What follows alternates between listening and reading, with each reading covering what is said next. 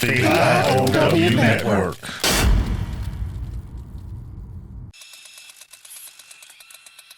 Like we always do about this time.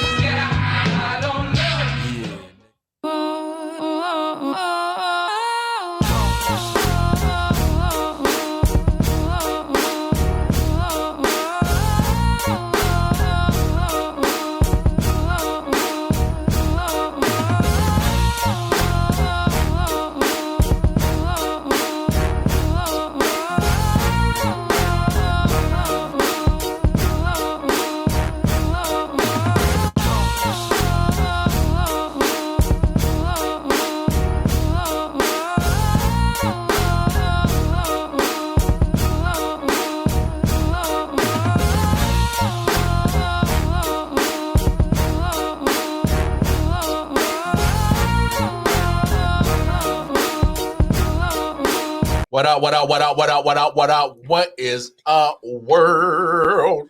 What's good? It's your boy Wildcard Martin in the building. You know who that guy is. What up, though? Cheer, Detroit Mel, the man with the grandmaster plan for the IOW Network. Right. Welcome to another episode of the I Often Wonder podcast. That be us. Gang. Gang. BB, you know, she's out getting the bag. So, Right. Unfortunately, she won't be able to give her take on this, which sucks because I would love to hear Right. my sister's passion on this subject because we got a very special subject. We'll get to that in a second. Right. But let's get all the house cleaning preliminary shit that pays the bill out the way first. Going over to the website, All right. I often wonder 19.com. That is the website where you can get all the information of anything IOW Network related from the IOW Sports Show that streams every Monday and Thursday, 3 p.m. Eastern Standard Time, or the IOW Sports Late Night Owl Edition with your boy Wildcard every Monday night at midnight, and Tuesday night, and Wednesday night, and Thursday and Friday night, and midnight. Yeah, late night owl. So if you up, want to talk some sports, holler at your boy. Of course, you know, Philip Riddick, Big Bruh. Right. Got Daddy Cooks. All right. Arbop. You know, other Big Bruh. L. Jeffrey Moore got LJ Presents. Right. But if you go onto the website, you'll get all the information of all the content we got coming out. We got a lot. All right. A lot of content. And then, of course, if you are an Apple user, iOS users, going over to the Apple Store, download the app. The IOW Network app is up and running. It's been up and running for a couple of weeks. Go check it out. Give us feedback so we can fine tune that thing and get it right. Get it right. Get it tight.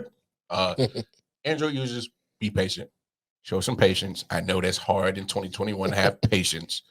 Have some. It's coming. We working on it. Some things we can't control, but we trying. So we working on it. Yeah, we working on it. Y'all chill out. All right. But anyway, you know, we are recording this actually on a Thursday. Everybody should be well informed of what happened on 420. Right. Not They was getting high? Well, I would. Okay. 420, 419, 418. Shit. 420 for me is 365. Right. 7 days a week. You know, speaking of which, I need to hit me a new connect. Get low. But anyway, I know I need my motivational juice, my creative juice. But yeah, 420, of course. Happy holiday to my smokers out there. But we finally got justice for George Floyd. Of course, you know, if you don't know by now, of course, the cop, well, one of the 4 cops, there's 3 more that need to get tried. Let's be honest about the situation. But the main cop, his accomplices. His accomplices. Derek Chauvin, of course, with the infamous knee on the back of George Floyd's neck, was convicted on all 3 counts. Right. What were the counts? Murder 2. I gotta pull it up. Yeah, and I'd be forgetting. I had it right in front of me, but hey, he can face up to 40 years in prison. I think only 40 years just for 1 count, though. Yeah, something like that. And 1 count, I think 1 count was 40, the other count was 25, the other one was 10. Hey, look, he guilty. Right. That is guilty. He be guilty, man. He be guilty. Yeah, he about to take the long ride, boss. He about to take this. So America, this is what justice looks like. And just to say this, it's just a very small sliver of justice.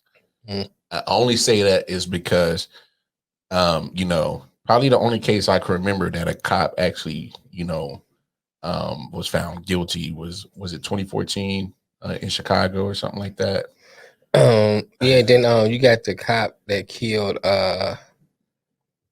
Sterling. Officer Sterling. Yeah. And he got killed. Got shot in the back. When he shot him in the back, he didn't get killed. He got convicted. Yeah, and so unfortunately, it's a rare thing that happens. Right. But, so he got his 2nd degree unintentional murder conviction. Mm-hmm. 3rd degree murder. That's and he got 2nd degree manslaughter. Yeah, right. I remember that one. Mm-hmm. So, so in total, he faces up to 75 years in prison. Right. When he returns for sentencing in 8 weeks. Mm-hmm. And so, I know there was some people out there celebrating because there's justice, and I understand it. I'm not going to berate nobody for, how they respond in a actual, justice being served. How they respond is how they respond. I wasn't celebrating because my thing is, you still have to send this to man. Mm-hmm. And you still have to actually, it's a process. One, charges had to be brought up. We passed that. Mm-hmm. Then it has to be a trial. We passed that. Right. We had the conviction part. Now there's this sentencing part of this process that needs to go down. Mm-hmm. So that's why I'm not up in arms and like, it's because you still have to sentence him. Right. That can be a holding your breath, walking on needles, anxious type of moment right there too. Right. Because who knows how this judge is going to react, and actually, are they going to sentence them properly? Mm-hmm. You know what I'm saying? So, that's why I'm not like, oh yeah, and we won. Yeah. The fact that a lot of people were already nervous about this situation that speaks volumes. Because as much as the evidence was so incriminating against Derek Chauvin, because one, this is a act that was caught on camera. Mm-hmm. It was highly publicized. Right. And so, I'm gonna say it. Say it. I think they convicted him to stop a riot. Okay. Because I think America has been in this situation before when the evidence is so overwhelming that the cop is guilty of murder. Mm-hmm. There's been numerous cops that have been acquitted, and I think my reasoning why they made sure there was a guilty verdict is because I'm afraid of the backlash if he was found not guilty, because it wasn't just Minnesota that was bringing in National Guard preparing. That's true. For a riot and protesting. I mean, I got people in Philly. It was like, yo, National Guard on their way, bro. Mm-hmm. People up north, people down south. Raleigh was getting prepared, right? Because we're out in Raleigh. They were getting prepared. Boarding up a lot of buildings downtown, so a lot of glass ain't getting broken into, a lot of looting and stuff. Right. So cities around the nation we're getting prepared. We're getting prepared. So that tells me, what are you getting prepared for? Because if you telling me that, there's a possibility this man might skate off, we better be ready. Mm-hmm. If that process is like that, that already tells me something. Well, I just think that, we are in a pressure cooker in society, and race relations are starting to reach. Well, let's say relationships between police and people in the Black community, and to some extent even in the and other minority communities are reaching a boiler point. Mm-hmm. And, you know, and I think the world was bracing themselves for this verdict. Yeah. Because you saw the reaction to what happened to George Floyd. Yeah. It was international response. Oh, you know what I'm saying? Because I remember when we did that episode, right? Because we're coming up on a year of this situation, Mm-hmm. and so we had clips of people in Paris, Mm-hmm. Singapore, in Asian countries, French countries, Italian countries, Mm-hmm. Australia, New Zealand, right? British folks was protesting, right? In South America, cats was protesting. In America, cats was protesting. Right. It was an international thing. It was, and I think that because of that, I mean, they had to get prepared for what's going to happen. There was no getting around it. I mean, it was like, and I think like what you alluded to earlier, what you said earlier, the fact that people were tense about the verdict speaks so much to the relationship between the police and people of color in their communities. I stayed home that night. You know what I'm saying? Because I didn't go out there. Like I was speaking to somebody and it was like, I don't think I want to even watch the verdict. And you know what I'm saying? And I was like that. I didn't watch it. And I'm gonna tell you, I don't remember who I was talking to. And it was like, yeah, man, I'm watching George Floyd, not George Floyd, the Derek Chauvin trial. So I don't even want to watch it. Yeah. I didn't. You know what I'm saying? I don't even want to watch it. I just didn't want to watch it. Because I felt like I'm gonna do is get my hopes up to get let down. You know what I'm saying? That's why I didn't watch it. It's like, all the evidence is mounting. You're like, yeah, you're right. They gonna get on this time, and then they get to the thing and they find them not guilty. Yep. So yeah, it was good, but I think it wasn't justice. It was accountability.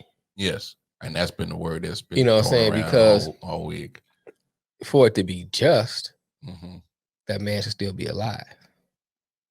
You look at when you talk about, restore, I can't think of the word now. Restorable justice, not in it. It's on the tip of my tongue. You got justice, that where you look at what Pieper said and Homer said about this thing about us owing a debt to somebody or giving somebody their due. That each of us are supposed to give someone their due when you speak of justice. So when you look at it from that lens, and did Chauvin get his due? Possibly, but if you look at it from a retributive justice lens, was it an eye for an eye? No, because Chauvin will still be alive in prison. Look, that's what I alluded to it in our show. You know what I'm saying? and this is just this is philosophical speak. I'm not. That was my. I'm response. not advocating killing Derek Chauvin.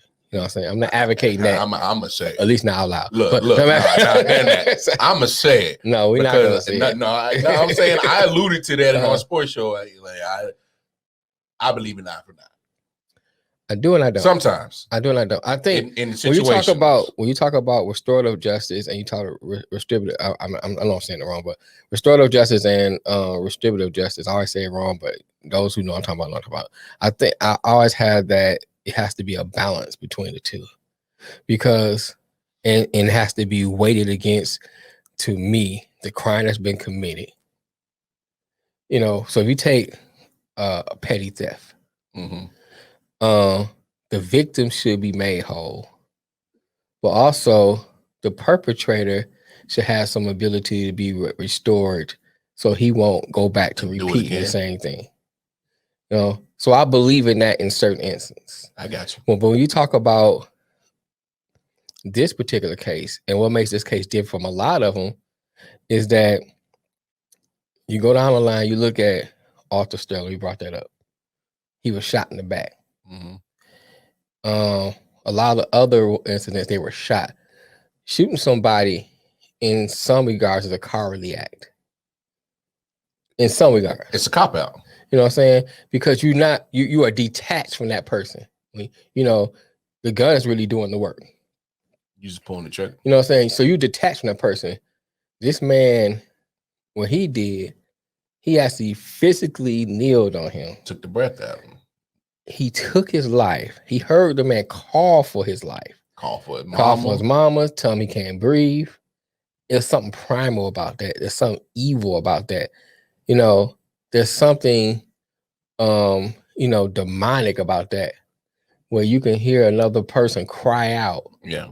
And as a person in the position you're supposed to be in, you do not respond to it in a way that helps that person. The shit could have got and worse then for him. People say, well, because I saw some of the comments, well, you know, he's passing counterfeit money, or he was a drug addict. My thing is like, what to have to do with this man knee on his neck? Was it 9 minutes and 42 seconds? It was 8 or something like that. Yeah. Either way, too long. Right. It killed him. what that had to do with anything? Yeah. It's, at a certain point, his crime didn't even matter anymore. It was not, his punishment did not equal the crime. You know what I'm saying? So there's no way that passing counterfeit money equals death. There's no way that someone being high equals death. Shit, because I'm high. I'm supposed to die. Right, you know what I'm saying? You say, well, so to me, those arguments are irrelevant and cop-outs for people who don't want to really deal with what's really going on. But the problem. You know what I'm saying? You don't want to deal with the real issue. Those to beat around the bushes, right. Motherfuckers. So you rather come up with these excuses than to face the uncomfortable conversation about the issue of race in this country. Because usually those that make that cop out. You know what I'm saying? Most don't look like us, except for them twins, but we ain't get to that. Them motherfuckers. Please don't. You know what I'm saying?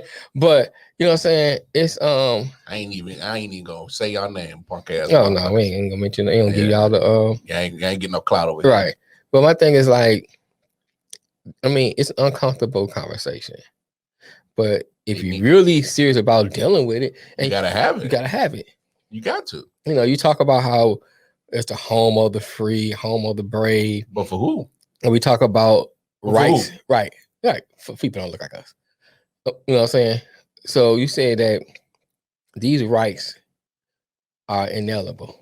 You know what I'm saying? We have inalienable rights. But then one of the things that's inalienable is the right to life. That's something that's automatically that each person have a right to. Now you start dissecting that based on, you know, crimes be committed. You can say, okay, this man committed a crime, so he should be incarcerated based on that crime. And that's another discussion. I'm just using some basis. You know, I'm just giving a little baseline here information. So, okay, fine. But the base is that we have rights to life. So where is it that between the police response to George Floyd, when they first responded to the scene, to the time of his death, that they felt like he didn't deserve his basic rights? You know, and that's the part that angered me the most, is because you see other people that don't look like us in those situations, they come out alive. And yeah, you can probably point out one or two here that happened to other people that don't look like us. But when you look at the list of people who died, and you compare it to that don't look like us, and compare to people that look like us who died. What's his name? Dylan Roof. That's one. That's one right there. Homeboy in Kenosha, right? Wisconsin. On Rittenhouse. That's 2. Yeah. Rittenhouse. Yeah, that's 2. Right.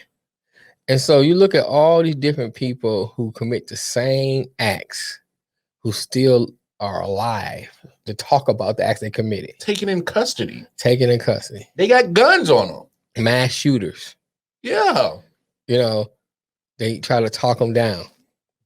Put down the weapon. Right. And so we'll take you to Burger King. Right. You know, would you like a pizza? What you like on your pizza, Dylan? You want a Whopper? Right, is that a Whopper? Cheese? Is it? Oh, you got a dairy allergy? Bacon? Oh, no cheese for him. You know Bacon what I mean? though? You Right, want, bacon, you want that bacon? You good with Okay. that? I like bacon too. Large Coke and large fries. Right, you know what I'm saying? You know what I'm saying? Would you like that cut in half? So, yeah, it's one of those things, man. But you can't make that shit up though. It's crazy, man. It's ridiculous. It's crazy. And I think that, this is just, let's not get complacent. You know why we have race relations issues in America? What's that? Is you've already alluded to it, as in we got to have the conversation. But is one, it's not getting talked about enough. Okay. Two is we're not being talked about enough in depth. In depth, yes. It's all surface level. Right. It's just but that's why I'm glad we're using this platform to inform our viewers who don't look like us. We appreciate the support, no doubt. Right. But understand where we're coming from. Because I'm sure you got some stories that you felt unjust that a cop or just in general of somebody of another color that have done wrong to you. I've been in those situations before, So, and I never came out of any situation feeling glad, feeling happy. Right. I come out that situation confused, angered, disappointed, sometimes rageful. But I'm not vengeful. I haven't been taken to that situation to go that far. Right. Luckily. I have in my mind. Oh, in my mind. In my mind. I didn't kill a lot of motherfuckers. Right. But I think a lot of people need to have these in-depth conversations. And the understanding of people who suffer from this. Right. And here's my thing. Us being Black men, we didn't ask for this burden. Right. We never wanted this burden. We never say, hey, sign us up to explain why we get treated this way. You know what I'm saying? And just as much as there's some people that get mad at why is everything got to be race. We didn't ask for it to be about race. Right. You know what I'm saying? And here's the thing I always say to people. Well, I say a lot of people, and we kind of alluded to it on the sports show. I get upset, bothered, angered, all the above when I have people who don't look like me try to tell me how to feel, how to react, how to respond to certain things that goes on. I'm well aware of the fact that certain things shouldn't be respond emotionally. I'm far aware of that. You know what I'm saying? Yeah. And certain things should be responded. Don't insult our intelligence. Right. That's what you're saying. From a rational standpoint. No, that's what you're saying. Right. But at the same time, don't insult our intelligence, motherfucker. There is a part of me that is human. Yes. Although you may not want to believe that. You know what I'm saying? There's a part of me that is human. I'm human too. Right. That when I see certain things, there are certain emotions that trigger because we don't just see Alta Sterling. Yeah. We don't just see Trayvon Martin and Philando Castile, Freddie Gray. You know what? Minnesota's having a problem. Well, Philando Castile just had Dante last week. Right. George, y'all having an issue with Minnesota. That's a whole other discussion for another show we can get into. Goodness. Right. We don't just see them. We see uncle so-and-so, cousin so-and-so. We see the story that our elders told us played out before us. Yeah. You know what I'm saying? Now we've seen it played out right before our eyes. So there's a greater connection than what someone outside our community just see. They saw George Floyd, they saw the people who had a degree or a measure of humanity saw an awful situation. We saw our uncles, our fathers, our sons we saw the stories from our ancestors and elders played out before us. It's crazy you say that because, you know, and I said it on shows before, and I'm sure you've had this conversation with your boys, right? And I know you had it with your daughters as well, but definitely with your boys, you definitely had this conversation to talk, right? And at first, I'm confused and like, Dad, why are you having this conversation with me? You know, I'm 12, 13 years old. Right. I'm not grasping. Like, why are you telling me this? You know, this is 1998, 1999. I'm old enough. I'm 13, 14, whatever.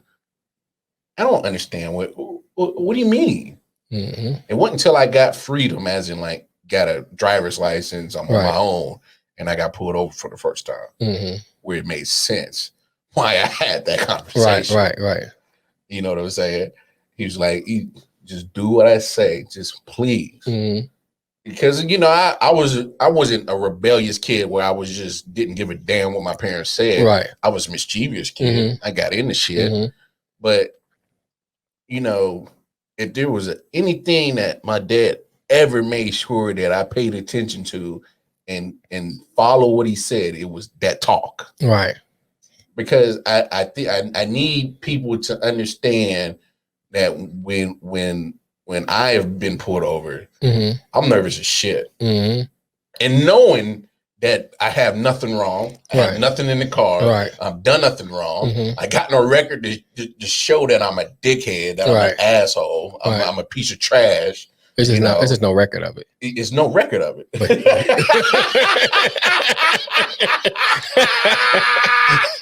This guy, right?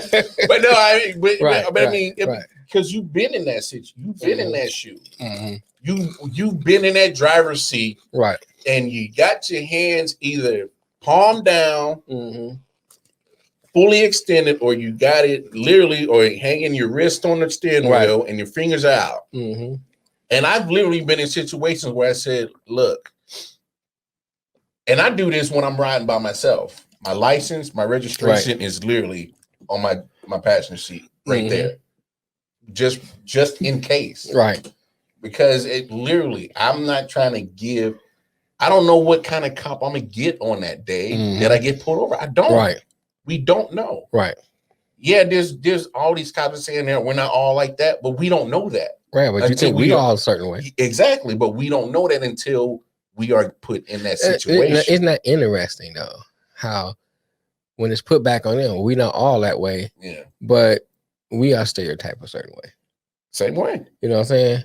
But when it's put back on you, oh, we not all like that. But you stereotype us that way. Yeah. You know, and I understand the need for profiling because, like I said before, I've been in law enforcement. Yeah. There's a need for profiling. You know what I'm saying? And you just got to understand what it and understanding what that is and what that means. You know, part of break it. No, hold on. Before you get too deep on it, I want you to elaborate on why is it necessary to profile in police form because you've been in that situation. A part we look at it from this standpoint. Part of any kind of investigation, you know what I'm saying? A lot of it is some of it is on instinct, you know, things that you may observe. And so if I have observed someone walking a certain way or with a hood on, head down, looking around, you know, that looks suspicious. That's a profile. Yeah. You know what I'm saying? So if I see another, and then that person happens, let's just say break into a building. So that's a something that goes into my mental, my psyche. Okay, bam. I might see, and I see another person doing that. Hey, I look like the other guy. Boom. So now I'm gonna watch that guy because now I'm gonna see what that guy is gonna do. What's he up to? What's he up to? That's human nature in anything, really. That's a degree of profiling. I have no problem with that. Okay. Because if you have to have some kind of degree of awareness to do that kind of job.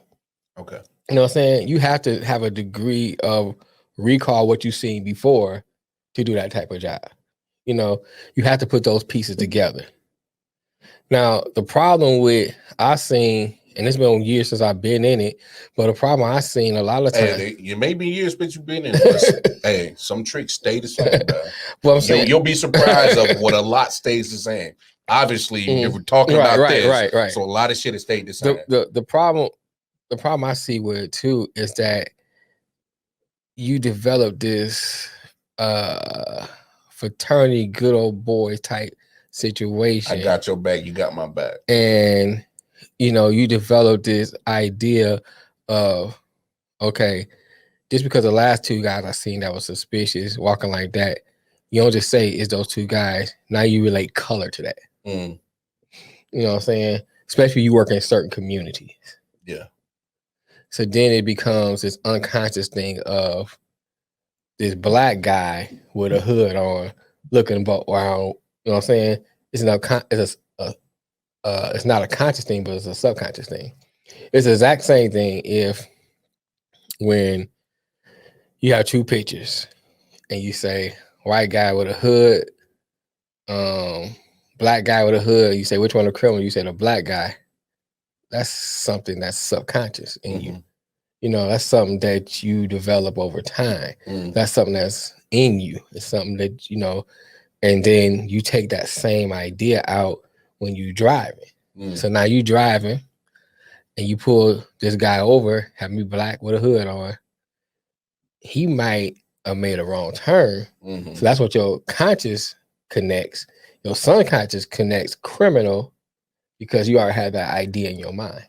You know what I'm saying? What was you about to say? I'm going to cut you off.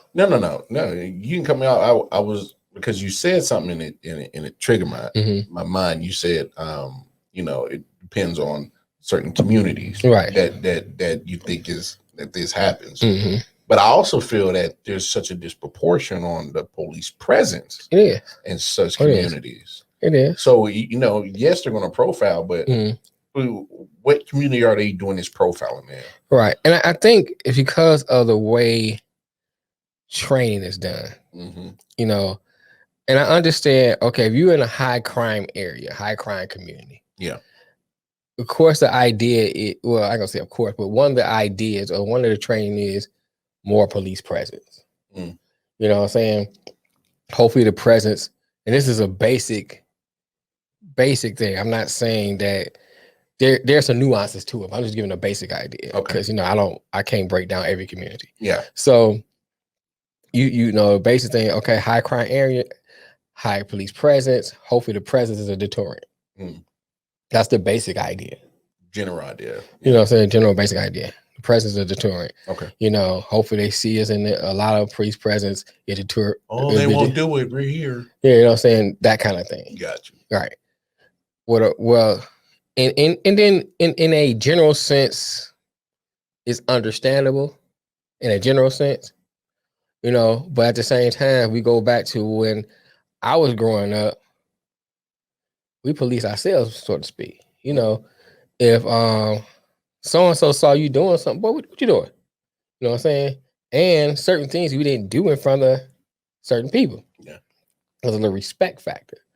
You know what I'm saying? Oh no, I go Mrs. So-and-so, man. Come on, man. It's going down the street. Yeah.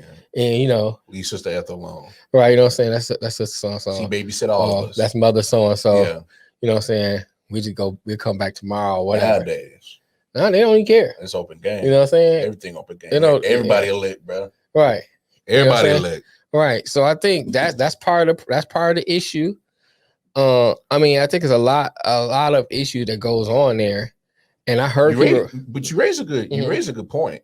Because yes, we get the justice that the Floyd family gets in this case. But you kind of raise a point where flip the coin. We gotta police ourselves. We gotta do better in our community. Right. And I think at some point we have to stop glorifying illegal activity as a way to make ends meet. Right. Okay, I had this discussion with somebody, and I often wonder. Shameless plug. Shameless plug on our show. Right. Talking. So you hear the argument all the time. I'm selling dope, because I don't know no other way out the hood, and I don't know the way to to get money. Blah blah blah, whatever version of that you use. Okay. I say, okay, I understand that. But when you reach a point where you making money, why not take that money, do something with it, invest it so you don't have to sell dope? You got people who make it out of the hood. They might have sold dope, but they had another talent. They use that talent, let's say, i.e. rappers. Yeah. They become rappers, make money, but they still sell dope. So my discussion, my argument, or I don't want to say my argument, but my question will always be is, so what was the reason why you sold dope? If the reason why you sold dope because you didn't see no way out, but you found a way out through your other talent, and you got out, why go back to selling dope? You know what I'm saying? Was that really the reason why you sold dope? You know, I always just often wonder that. You know what I'm saying? I just think people get trapped by the money that the dope brings. Yeah, but not weed money. Now you. Yeah, but look at you making money. Some of these people. I'm just saying, some of these people, weed is so slow. Who made it out is making either the same amount or more when they, you know what I'm saying, with their legal activity. I got you. I know. But for clout reasons, they want to go back and sell dope, which is silly to me. And that's why I'm glad we're having this conversation, because we have to, since the word is accountability, right? There's accountability that needs to happen on with the police, and there's an accountability side that needs to happen with our community. Right, I agree. So I mean, look, we're not just going to sit up here and just bash Derek Chauvin, blah blah blah. Look, he's a shitbag. Right. He deserved everything he got. He lucky he didn't get first degree. He lucky he didn't get first degree. Right. Which is, we talked about it in the sports show. It's hard to, to prove intent and premeditated actions and thought process. So, that's a whole nother can of worms to dive into. Right. But we being podcasters, we got to be objective, and you got to see it how the situation is. Right. And you look, there's always two sides to everything. Everything. Right. There's two sides to it. And so we're not just going to be biased on it, because we're coming from our point of view, because we both dealt with, certain instances where we weren't treated fairly or right just because of our look. But luckily we are alive to tell that story. Because a lot of situations, whether it was on film or not, and that's a crazy thing. What if this situation didn't get filmed? Right. He did a Rollins report or something totally different. The other two or three would have corroborated it, and never would have heard of it. Well, we might ain't never heard it. It probably stayed in Minnesota because it wouldn't have been a national event. Yeah. You know what I'm saying? Just a local thing. It's been a local thing. So yeah.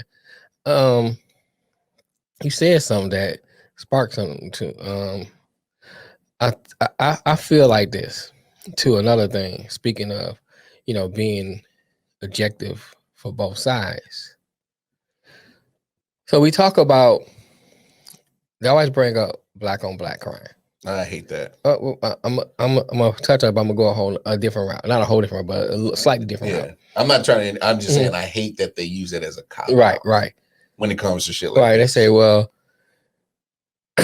y'all always talk about racism, y'all always talk about this and that, but y'all killing each other, or y'all got to do crimes against each other. Yeah. So then you look at the FBI statistics, and white people kill white people around the same rate as black people kill black people. So my thing is, so what is the common factor? So the common factor is not crime. Crime is not, let me back up. The common factor is crime between both races. Right? And how they're... And how, the fact that each race killed each race at the same rate. Yeah. But the thing that they overlook is that's not the problem. Because crime is there. Crime is going to be there. But what causes crime? You know what I'm saying? We dealing with the effect. Yeah. Crime is the effect. You know what I'm saying? So what causes that crime? That's the problem we need to deal with, which is poverty, which is lack of opportunity. Things of those natures that are in certain communities. Those are the issues that need to be dealt with. Yeah. Because once you can eradicate or lower those or raise it up, I guess it won't be lower, but raise it up, you control the cause. You can control the rate of crime. Yeah. Or lower it at least. You know what I'm saying? You control the cause, you can control the effect. Because it's going to be, no matter what color you are, there's going to be criminals all the time. Because some people are just going to even look for the easy way out. Some people are depraved in their minds. It's just the way the world is. Nature. You know what I'm saying? It's just where it is. So some people are just going to be who they are. Mm-hmm. But to lower the effect, you deal with the issue that caused the effect. Mm. It's interesting to me when you listen to some of these right-wing people, they'll quote FBI statistics, but then when we say FBI statistics to buffer our argument, you can't use that, that doesn't matter. You know what I'm saying? It's good for FBI statistics for your side, but I can't use it for my argument. You know what I'm saying? Them convenient stats. Right. You know what I'm saying? I think that I find that interesting, but I think that's the most important thing, dealing with the poverty issue, dealing with the lack of opportunities, teaching our kids, we always teach our kids this. And some stuff are regional too, because growing up in the Midwest, especially like where a lot of plants at, get a job at Chrysler, get a job at the big 3, 4, all that stuff. That's what we was taught. Just get through high school, get to the factory. Get to the factory because there's good money there. They got 401k, they got dental, right? They got health, right? They got vision, good check, right? Steady job, right? On the other side of the coin, doctor, lawyer, and those type of things. Be a doctor, lawyer, blah blah blah. You want to go to Harvard, right? I can't afford no Harvard, right? So my thing is, first of all, they get them scholarships. Teach the kids, about ownership at a young age. Oh yeah. You know what I'm saying? Why am I going to college? What's the purpose of college? From what we're taught is to get a better job, to make more money. Yeah. Unless you go into the plant. Yeah. You know what I'm saying? Now the plant thing is a regional thing. So, but in a general sense, you go into college to make more money. Mm-hmm. And you can look at it from a doctor on down. The time you become that, in time you step into that profession, you paying college back at a rate of 10 to 15 years or more before you really enjoy that money you're making. That's why you better get all them grants and scholarships. You know what I'm saying? You got doctors that can't enjoy their doctor money that they worked hard for. You know what I'm saying? Yeah. Because they paying back debt. But if you tell your child, and it's not nothing wrong with being a doctor, if that's what you feel your passion is, then you go about doing that. I understand you don't come out of school with some debt. So I'm not. It's no knock against a doctor. No. Or if that's what your passion is, to be a lawyer, so you're gonna need a lawyer. You know what I'm saying? Lawyers are necessary. They're necessary. So that's your passion. Pursue that. I'm not saying that. I understand you gonna come out with some debt. But in the same sense, shit, I came out of school with some debt. Right. In the same sense, teach them ownership. Yeah. Teach them responsibility. Mm-hmm. Teach them, educate them at a young age on things that school not even gonna educate them. Have them read books that school not gonna introduce them to. Things of that nature, and teach them that the hood is a stepping stone. Yeah. You know what I'm saying? There's nothing wrong with it. I lived in the hood. You know what I'm saying? So I'm not talking against the hood. It was a means. It was a necessary. It's necessary evil because I couldn't afford to live nowhere else. You know what I'm saying? I mean, I didn't know we was in the hood and broke till we moved. Right. So, it was like, wait, we can sleep with the door locked? Yeah. Oh. What's going on? I ain't never heard of that. Nobody begging me for money. Every time I go to the gas station, where the crackheads at? young blood. You got some change. Come on, man. You got some money, man. I'm trying to get something to eat. I'm trying to get something to eat. Right. Like, nigga, stop lying. You want a beer, don't you? Right. And don't get me wrong. No, In some ways, I like being in the hood. I like being around certain elements, certain people. it's comfort. You know what I'm saying? So it's not me. I'm not talking against the hood, but I'm just saying at the same time, there's other things outside of that. It's a world out there. You know what I'm saying? And explore the world. You only got one life. Explore the world. Not just explore it, but experience. Experience different stuff. You know, I always give an example. You know, hey, not to cut go ahead. There's two things that is more valuable than money. Is pussy in there? No, oh, okay. Maybe in your world. I thought they go. Don't they go together? No, sir. Money. And no, sir. Go ahead. Sorry. Bring it in. There's two things that are more important than money in this world. Booty. No. Oh, sorry. Nothing sexual, Oh, okay. I'm sorry. Time. Yes, true. And knowledge. Oh, wow. That is true. And booty? No. What about knowledge of booty? Sorry.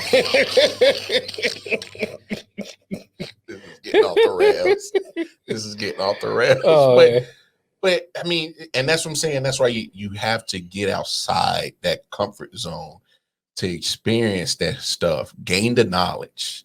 You know what I'm saying? Then you can maximize your value of time. You're right. And what you do with your time can take you a lot further and a lot, to places you never thought and experience things you thought. Right. Because you did that. So, having time is freedom. Yes. You know what I'm saying?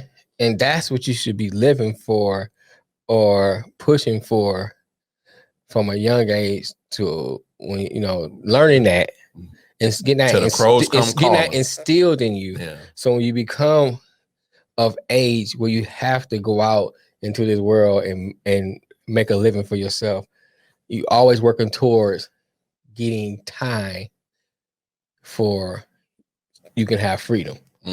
So that means maximizing the income you have, because you can make 50 grand a year, you know what I'm saying? But live like you making 50 grand a year. That's some of the issue with some people have. They make 50 grand a year and live like they make 100 grand a year.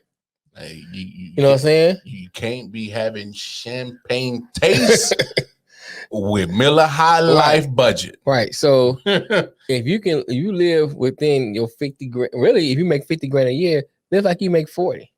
Shit, damn that. When I was okay, never mind. You know what I'm saying? That way, yeah. That's 10 grand you have that you tucking away. And then as you advance and make more money, you keep doing that because now you buying time. You know what I'm saying? Because then you'll get to a point where you can do something, maybe start a business, maybe, something that you don't have to depend on punching the clock. Where if you want to decide, I want to go to Paris for a couple of months, you can go because now you have time. You know what I'm saying? And I think that's one of the things I wish I would have realized at a younger age. Yeah. Hey, it's better to figure out sooner than later, right? But or not at all. Right. But getting back to, it's not off the subject because part of what it all pertains to this. Yeah, because part of the issue that we are having is the fact that some of these things we need to learn. Now, it's not to say that we learned that and just still couldn't happen to George Floyd, because the second part of that issue is dealing with these law enforcement people, personnel who have this disdain against the people they are policing. You know what I'm saying? Or the people in these communities they don't even live in half the time. Some of them work in communities and live in suburbs. Live 30, 40 minutes away. Right, you know what I'm saying? They only live in the community that they work in. Gated communities. So it's already a disconnect. Yeah. They don't understand. Yeah, you don't understand the people. This is where I work at. You know what I'm saying? It's a job to them. It's a job.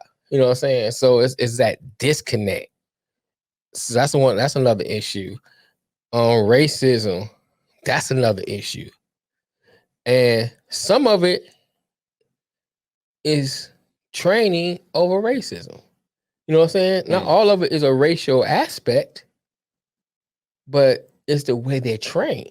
Oh, okay. It's the culture that they're in. So dig deep in that, bro. So talk to it, because I mean, you're the one with the experience. Well, with law here's enforcement. my thing. If you let's talk about culture. Okay. Culture plays a big part.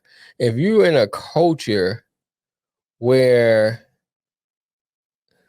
everyone that you're policing is perceived to be a criminal, that's what you're going to treat them as when you interact with them. Subconsciously. Yeah, subconsciously. Okay. So it doesn't matter if it's a black mother. It doesn't matter if it's a black teenager at a pool. It doesn't matter if it's a young black male playing with a toy gun.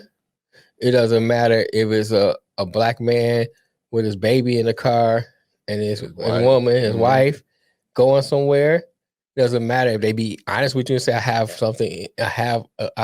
a gun in here where I'm legally to carry.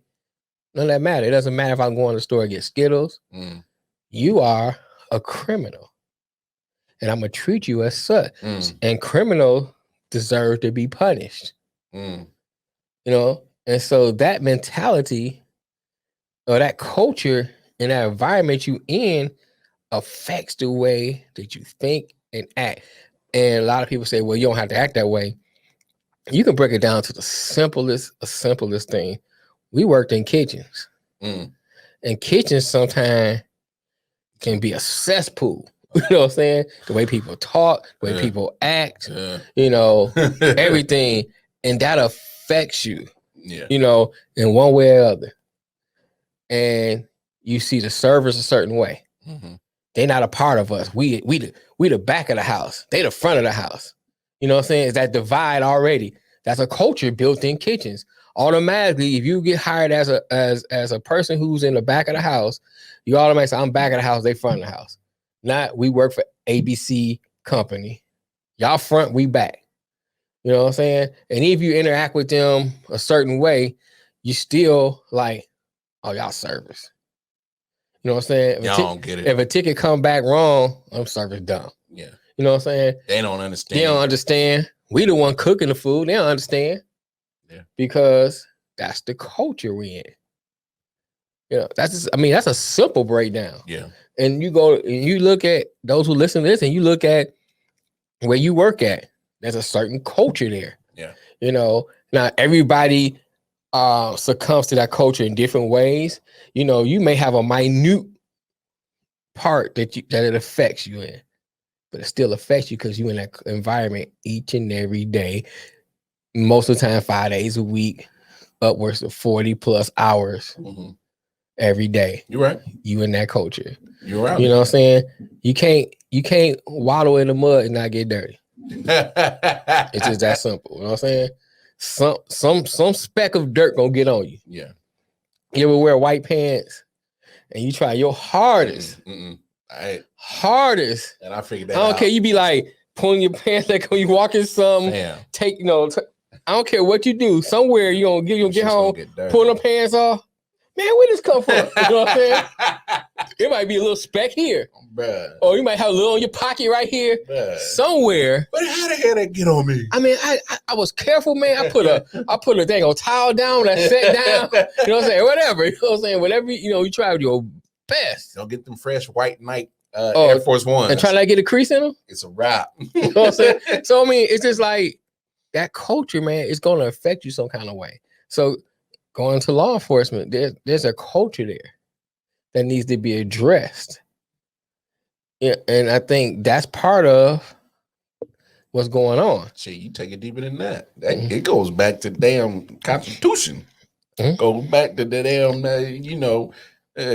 Declaration of Independence, all that shit. You talking about foundation of America. Right. I mean, if you really want to take it to this. Yeah. What was the first interaction law enforcement had with black people? Shit, they were pretty much slave wranglers. They were, when it came with the slave codes and it came to stuff like that. they were rounding up black people, during Reconstruction. They're rounding up black people with loitering laws and stuff like that. That was black people first. So there's already a criminal mindset put on black people from the inception of law enforcement. It already started off wrong. The culture started off wrong from the get-go. You know what I'm saying? And so that culture just passed down to generation. Yeah. And to where we are now. So there's a lot of different. Y'all can do your own research. This ain't shit we spitting out. Like this. Right. This is something that like literally when you say passed down from generation to generation, like I said before, I'm like, damn, why are you talking to me about this? Right. I don't understand. Right. Until you get older and start having more of your freedom, it clicks. You're like, damn. Right. But now with these kids, everything's so fast with the information getting passed on with the media. Right. They're forced to understand this stuff a lot sooner. I will say this about this generation. There's some things I love about this generation and some things that concerns me about this generation. Start with the concern, because I got it. I want to hear that. When it concerns me is that sometimes when you deal with this generation, they lack of connection, first of all, to the past, especially when you're talking about black youth. I understand the argument. I don't want to see another slave movie. We hear that argument, and I understand that. Mm-hmm. But half of them don't even know what Roots is. Boy, I remember seeing Roots every year. Now, I'm not telling you that you need to sit down and watch Roots every year like we was forced to see it all the time. We was forced to see it. You know what I'm saying? It came on. Roots again. You know what I'm saying? The 10 Commandments again, nigga. We know it's Easter. He got the 10 Commandments. Let's move on. But he climbed up the mountain. Right. We know. Come on. We know that Charleston Heston is not Moses. Why that man ain't black? But anyway. You better open up a Pandora. Keep it moving. But anyway, keep moving. Yeah. But anyway, that's one thing. And then, it seems like and I'm generalizing because not all of them are like this, but sometimes that lackluster attitude, it's like, come on, man, you don't see what's going on around you? But on the other side, this generation, in some ways too, have a lack, well, let me say lack, they have an intolerance for injustice. And I love that. When injustice happens, they quick to speak up. I got you. And it don't matter about color. Mm-hmm. And that's not to say there are still some in that generation that are racist, but it seems that for the most part, when I interact with this generation, color is not the issue. Mm-hmm. It's all about, justice. They're more system based. Right. It's like, hey, everybody should get rights. Everybody, that kind of thing. So that shows promise. Mm-hmm. That's okay, cool. I do my little delivery thing. So I go to these different restaurants, and half of them is, predominantly about this generation. And most of them, they interact with you. They you know what I'm saying? It's not they don't even look at you as so and so and such and such. It's just a good thing to look at sometimes with this generation. Mm-hmm. So that, like I said, that shows promise. But we getting close to that time. Yeah. Any closing arguments? I mean, look, it's a small step forward to having equal justice. Mm-hmm. But unfortunately, 2 hours later, young girl Columbus gets killed by a cop. Mm-hmm. So it was short lived. As in something positive when it comes to having justice. I don't want to dig too deep into that Columbus situation. That Columbus situation is a whole different thing. That's what I'm saying. I don't want to dig in that. Yeah, I don't want to dig too deep in that. But I'm just saying, still there's a young black girl that's dead because she got shot by a cop. Right. How that situation unfolded, we'll talk about that some other time. But I'm just saying, it's going to take not just our community, is going to take other communities in we all have to find our place and to participate into changing of the culture, right, on both sides of the coin, mm-hmm. and all communities, need to support one another and understand where each other are coming from on this issue. So that's that power of the community coin. But on the flip side, there has to be some kind of reform with the training. Mm-hmm. There has to be some kind of reform with dealing, especially when you put in people who are not from that community and how to interact with that community. Right. I think that's a one of the issues when it comes to cops, is because they don't know nothing about that community. Right. They don't know the people. They're not of the people that they're policing, like you said earlier.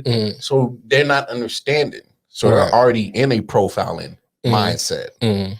You're not looking at it as a humanistically way. Right. So I think if we can get to that and fix that, possibly we can have less Derek Chauvin, George Floyd situations. Okay. That's my hope. Hey, it's a good hope to have, man. I ain't gonna hold my breath, unfortunately. I hate to say it, but it's a good hope to have, though. It is a good hope. I just know of the history of this country. Yeah. And history tends to repeat itself. That's right. So, last few thoughts, big bro. I just wanted to say, for me, like, let's not get complacent with this verdict. It's good that it happened. We did see some measure of closure to this case, and I hope that it brought closure to the Floyd family. We saw some measure of accountability, but justice was not served. Because a man is still dead. Yeah. So how is that just? And that's all I would say. Can't mention that. I do want to give a shout out to my man at Brugger's Bagel on Hillsboro who listened to the show. Appreciate you, bro. Shout out to our man Duck Donuts on 15 Mile, Coolidge. And then I also want to say, if you are an iOS user, Apple heads, please go to the Apple Store and download the IOW Network app. We are doing a soft launch at this time. Yeah. Launch. I said lunch, but launch. A soft launch. You hungry now? I'm always hungry. And hopefully, we're looking at mid-May, maybe the beginning of June. We're gonna do a full rollout of the network. If you're a lover of music, there's all kinds of music for someone to love. We got a lot of different projects that we putting on there. We're gonna do theme lunch. So Monday be grunge Monday, and you might have Tuesdays break dance Tuesday and old school Wednesday, stuff like that. Right. We got, and also Wednesday will be nutritional Wednesday. So we having tips from a nutritionist on Wednesday. Okay. We got the Dirty Hills. Hey. They gonna be every Saturday at 12 noon. All you wrestling heads out so there, you love wrestling, listen to their show on the IOW Network. Yeah. We got other shows coming up. We got the Community show by our girl Lex. So you in the LBGTQ MOS USE community. Hurry up about this shit up.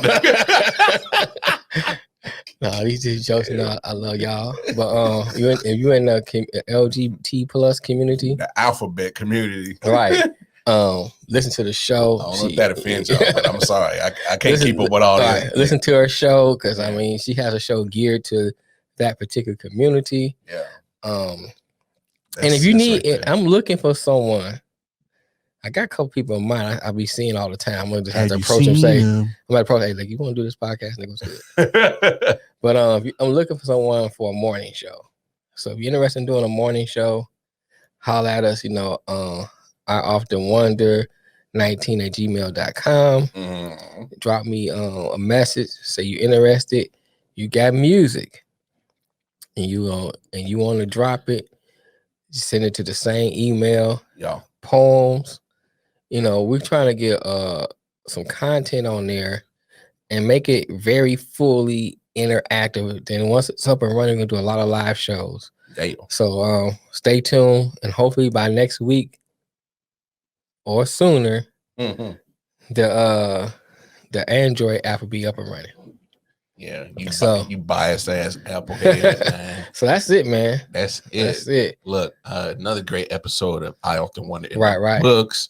I'm your boy Wildcard Mar. You know who that guy is. It's Detroit Mel. That'd be me, niggas. We are at the building. Until next time, God willing, y'all be good out there. Peace. Peace.